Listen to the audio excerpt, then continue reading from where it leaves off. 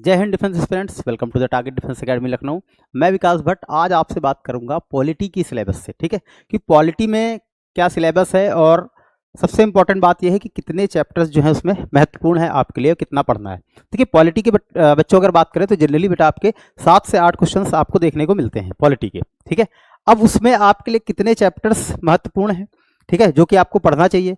अब बात ये होती है पॉलिटी का सिलेबस जो है काफ़ी बेटा लेंदी है आपका, और आते आपके 7 से 8 ही क्वेश्चन है। ठीक है, उससे अच्छा ये है कि अगर हम फिजिक्स पढ़ लें, फिजिक्स के 25 क्वेश्चंस आते हैं, आपको पता है एनडीए के एग्जाम्स में। ठीक है, और उसका जो सिलेबस है वो काफ़ी कम है फिजिक्स की। अगर हम बात करें 11th-12th का जो है बहुत ऊपर ऊपर लेवल का पूछता है, और 9th-10th का जनरली डेप्थ में पूछता है। तो हम 4 साल लगभग साइंस पढ़े हुए होते हैं, तो हमारे लिए जो एक बुद्धिमानी वाली बात वो यही होगी कि इससे अच्छा है हम साइंस पे ज़्यादा फोकस कर लें। ठीक है, लेकिन अब ऐसा भी नहीं है कि आप पॉलिटी पूरी तरीके से छोड़ के जाएं। तो आज हम डिस्कस करेंगे कि इम्पॉर्टेंट टॉपिक्स क्या हैं जो कि पॉलिटी में हमें पढ़ के जाने चाहिए, और उसमें उस कम पढ़ाई में हम ज़्यादा से ज़्यादा स्कोर कर सकें। तो मैं आपको यही सजेस्ट करूँगा, ठीक है, कि जो बहुत इंपॉर्टेंट टॉपिक्स हैं बस आप वही पढ़ के जाइए। पूरा का पूरा पॉलिटी बेटा आप खत्म करने के चक्कर में मत पड़िए, क्योंकि टाइम भी आपके पास कम बचा हुआ है, और जनरली एक एनडीए से दूसरे एनडीए एग्जाम का जो एग्जाम होता है उसमें लगभग 5 से 6 महीने का ही समय होता है। उसमें बहुत सारी चीज़ें आपको पढ़नी होती हैं, मैथ्स पढ़नी होती है, साइंस पढ़नी होती है, इंग्लिश पढ़नी होती है। तो जो इंपॉर्टेंट टॉपिक्स हैं जहाँ से क्वेश्चन आते ही आते हैं, हम बस बात करेंगे उन टॉपिक्स की या उन चैप्टर्स की। ठीक है, तो चलिए शुरू करते हैं। तो पहला चैप्टर अगर हम देखें, बात करें जो सबसे इंपॉर्टेंट मेरी नज़र में है, ठीक है, तो वो आप पढ़ सकते हैं। बात करें अगर कि कॉन्स्टिट्यूशनल बैकग्राउंड, कौन चैप्टर बेटा आपका? कॉन्स्टिट्यूशनल बैकग्राउंड, संवैधानिक पृष्ठभूमि। ठीक है, ये चैप्टर काफी इंपॉर्टेंट है। यहाँ से बेटा आपसे क्वेश्चन पूछ लिए जाते हैं कि संविधान कैसे बना, आखिर में क्या क्या चीजें हुई स्टार्टिंग से लेके एंड तक। जैसे आपका रेगुलेटिंग एक्ट कई सारे आए, ठीक है, उसके अलावा पिट्स इंडिया एक्ट आया, फिर साइमन कमीशन आया, ये सब सारी चीजें आपने अगर पढ़ रखी होंगी हिस्ट्री में भी, हालांकि ये सारी चीजें आप पढ़ते हैं। ठीक है, तो वो सारी चीजें, फिर लास्ट में जो आपका कैबिनेट मिशन प्लान आया, और उसके बाद आपका बना जो 1947 में 1949 में जब संविधान बनकर तैयार हुआ, तो ये पूरी कहानी आपको पता होनी चाहिए। ठीक है, कौन कौन सी कमेटीज थी, उन कमेटीज के कौन कौन हेड थे, ये सारी बातें आपको पता होना चाहिए। ठीक है, इसके अलावा प्रियम्बल, प्रस्तावना, जो संविधान है उसके पहले पेज पे एक पूरी बात लिखी हुई है, we the people of India having solemnly resolved, वो जो पूरी लाइन है, ठीक है, जो पूरा प्रियम्बल आपका लिखा हुआ है, वहां से बेटा क्वेश्चन आपसे पूछ लेते हैं। जैसे क्वेश्चन क्या पूछ सकते हैं कि जो हमारा प्रियम्बल है, ठीक है, उसमें कितने प्रकार के जस्टिस की बात की गई है। ठीक है, तो 3 प्रकार के जस्टिस की बात की गई है, सोशल, इकोनॉमिकल एंड पॉलिटिकल। ठीक है, तो इस तरह से आपसे क्वेश्चन पूछ सकते हैं। क्या प्रियम्बल में संशोधन किया जा सकता है या नहीं किया जा सकता है? ठीक है, क्या जो प्रियम्बल है वो कॉन्स्टिट्यूशन का पार्ट है या नहीं है? इस तरीके से क्वेश्चन आपसे पूछे जा सकते हैं। इसके अलावा जो सबसे इंपॉर्टेंट चैप्टर बेटा आ जाता है आपका फंडामेंटल राइट्स, यानी कि मौलिक अधिकार। ठीक है, बहुत इंपॉर्टेंट चैप्टर है आपका फंडामेंटल राइट्स, मौलिक अधिकार। ठीक है, इससे भी बेटा बहुत सारे क्वेश्चन बनते हैं, आपको मालूम होना चाहिए। आर्टिकल 12 से लेकर आर्टिकल 35 तक जो आपका फंडामेंटल राइट्स है, मौलिक अधिकार का जिक्र किया गया है। ठीक है, इसके अलावा बात करें डीपीएसपी, राज्य के नीति निर्देशक तत्व, ठीक है, directive principle of state policy, यहाँ से भी बेटा क्वेश्चन बनते हैं। फंडामेंटल ड्यूटीज, मौलिक कर्तव्य, आर्टिकल 51A में इसका बेटा जिक्र किया गया है, हमारे जो मौलिक कर्तव्य हैं। ठीक है, इसके अलावा पार्लियामेंट की बात करें, संसद की बात करें, पार्लियामेंट के कितने अंग होते हैं? लोकसभा, राज्यसभा और राष्ट्रपति। ठीक है, तो यहाँ से बेटा आपका क्वेश्चन बनता है। इसके अलावा राष्ट्रपति को आपको अलग से पढ़ना पड़ेगा डिटेल में, राष्ट्रपति की पावर्स क्या है, फंक्शन क्या है, कोई बिल उसके पास आया तो एक्सेप्ट कर सकता है, रिजेक्ट कर सकता है, क्या कर सकता है। ठीक है, इसके अलावा बात करें बेटा pardoning powers of the president, ठीक है, ये सब चीजें पढ़ना है, वाइस प्रेसिडेंट के बारे में, गवर्नर के बारे में। ठीक है, इसके अलावा बात करें बेटा आपका प्राइम मिनिस्टर, चीफ मिनिस्टर, इन दोनों को पढ़ना है। काउंसिल ऑफ मिनिस्टर, जो आपका मंत्री परिषद है, इसके बारे में आपको थोड़ा डिटेल में पता होना चाहिए।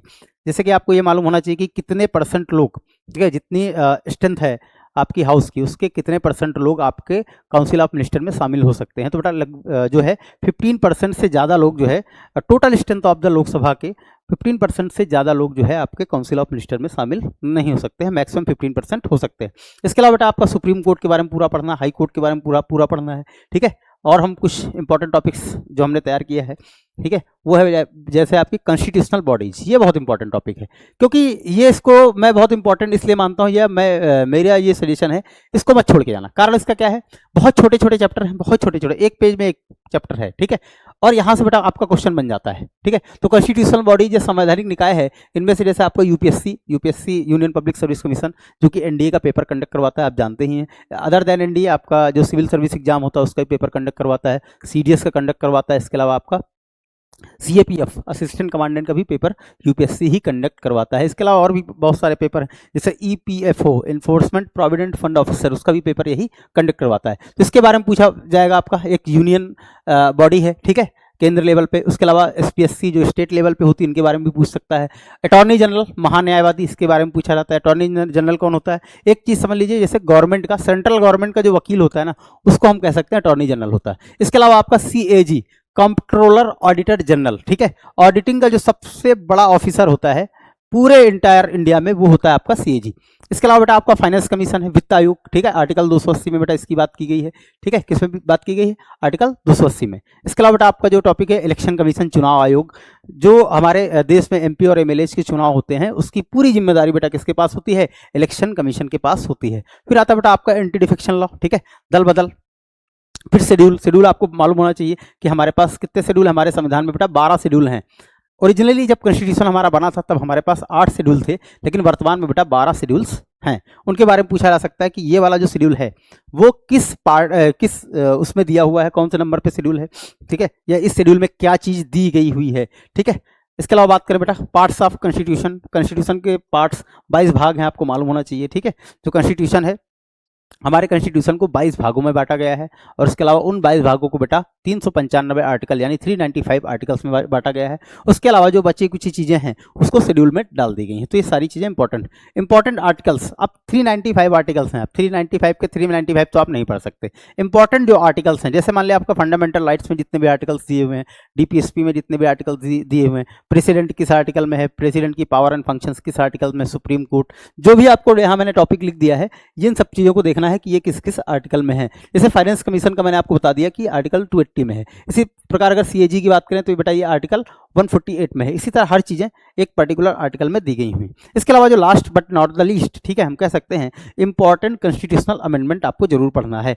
इंपॉर्टेंट कॉन्स्टिट्यूशनल अमेंडमेंट जैसे हो गया बेटा आपका 42nd कॉन्स्टिट्यूशनल अमेंडमेंट, ठीक है, जिसको कि मिनी कॉन्स्टिट्यूशन भी कहते हैं, ठीक है। इसमें इतने ज़्यादा सुधार किए गए थे 42nd में कि इसको एक मिनी कॉन्स्टिट्यूशन कह दिया गया, ठीक है। 42nd हो गया, 44 हो गया, ठीक है, 51 कॉन्स्टिट्यूशनल अमेंडमेंट हो गया, ठीक है। इसके अलावा 61st कॉन्स्टिट्यूशनल अमेंडमेंट हो गया, ठीक है। ऐसे बहुत सारे हैं जो कि आपको पढ़ने ही पढ़ने हैं, ठीक है। तो आई होप आपको समझ में आया होगा और आपने एंजॉय किया होगा वीडियो को। तो बने रहिए टारगेट डिफेंस एकेडमी की टीम के साथ। जय हिंद, जय भारत।